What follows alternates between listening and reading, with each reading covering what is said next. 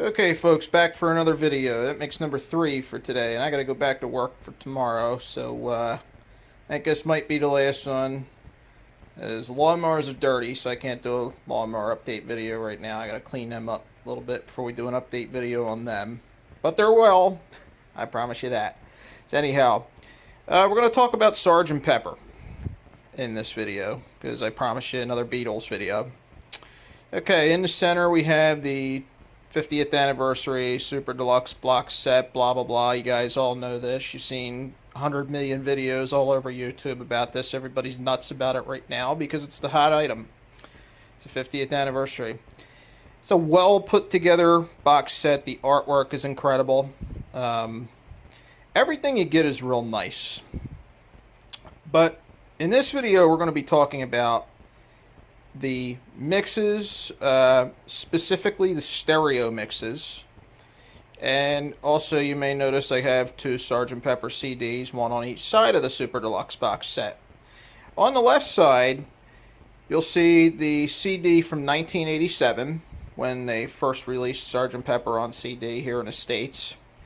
And over here on the right side, this is the 2009 version that I have two copies of this. This one I bought loose at the Big Yellow Price Tag store. I'm sure you guys know what store I'm talking about.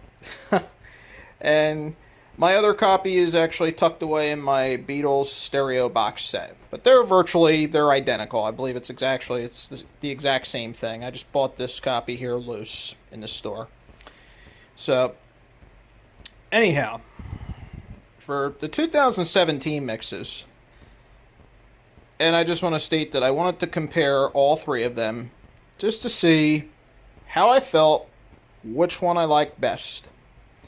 Now, in terms of the artwork and what you get, all neat little doodads and stuff that comes with the package, I would have to say the 2017 puts these other two to shame. Now, when it comes down to sound quality, now, I am a guy that listens to my music on, well, right now I don't have a stereo because I went through living in townhomes for probably about 4 or 5 years.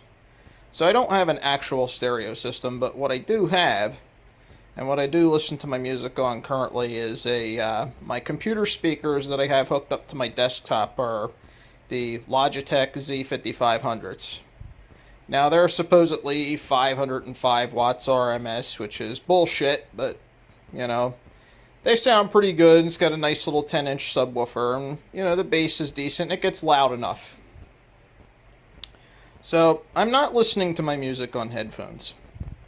And one thing I would want to say about the 1960s music, I hear a lot of people say, oh, well, the 2017 mixes are so wonderful because they center pan the vocals and they don't have that hard panning to the right channel, which makes it so hard to listen on headphones.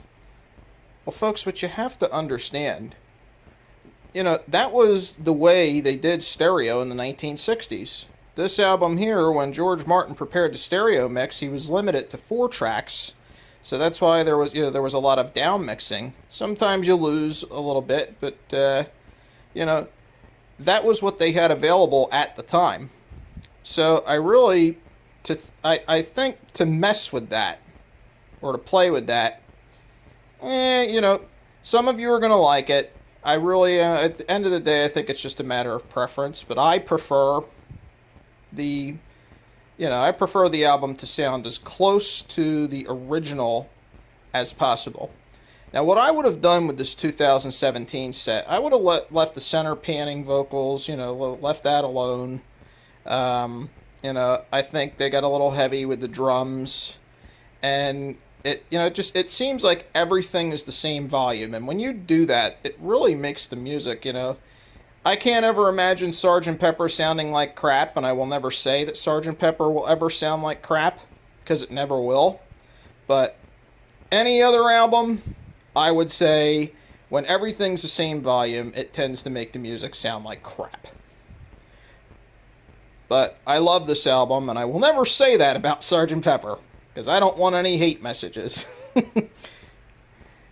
And actually, you know what they did by trying to surround the listener was kind of neat. So, I try to keep it positive. So anyhow, the Super Deluxe box set, in terms of what you get, artwork, all the neat stuff, that's pretty cool. I like it. It comes in first place.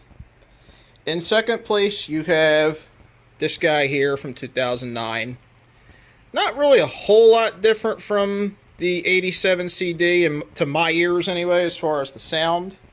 You get that neat little booklet. CD, it's probably hard to get it out of there right now, but if you can see it at all, they were going for the look of the.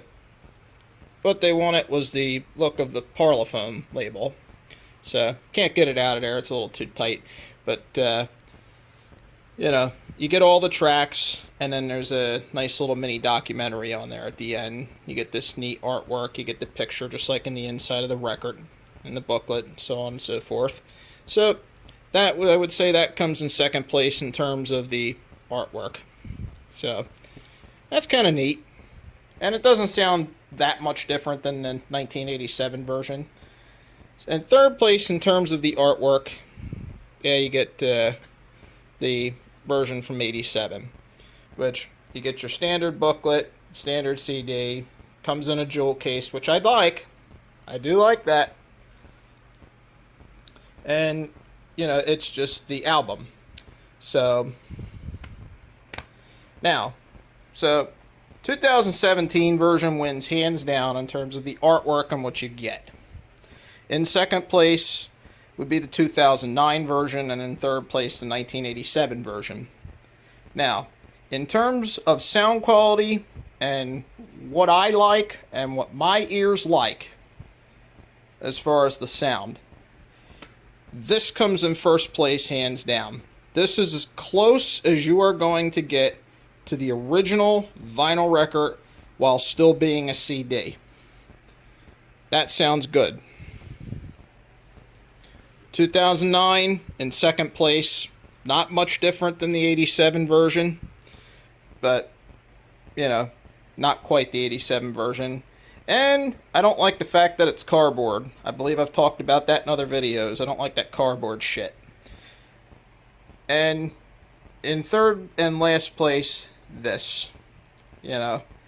Again, like I said in a video that I shot about this, I thought, it was a neat attempt to try and surround the listener, but I'm not a fan of the center pan vocals. It was early 4-track stereo, and,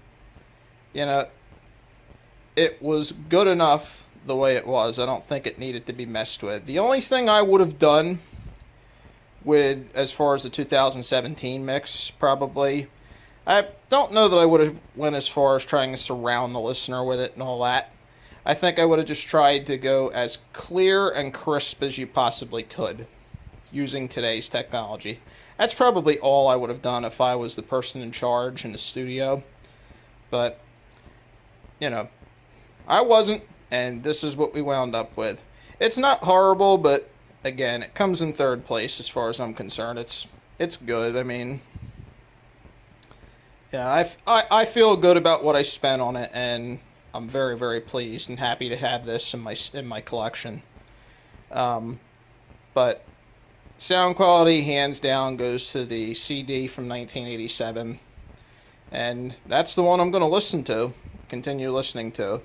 These others, I'm glad to have them in my collection. They probably won't get listened to as much, but I'm glad to have them in my collection. So that's my thoughts. Some of you may agree with me, some of you may disagree with me. Keep the comments nice. Yeah, I love Sgt. Pepper. It's a great album. It's, in my opinion, I love Rubber Soul the best. That's probably my favorite Beatles album. And I like the US version. I like, the US version I actually think I like better than the UK version of Rubber Soul. Because, what they take away and what they add to that album, it just really, they went for that folk kind of a sound, folk rock kind of a sound, and they pulled it off really well.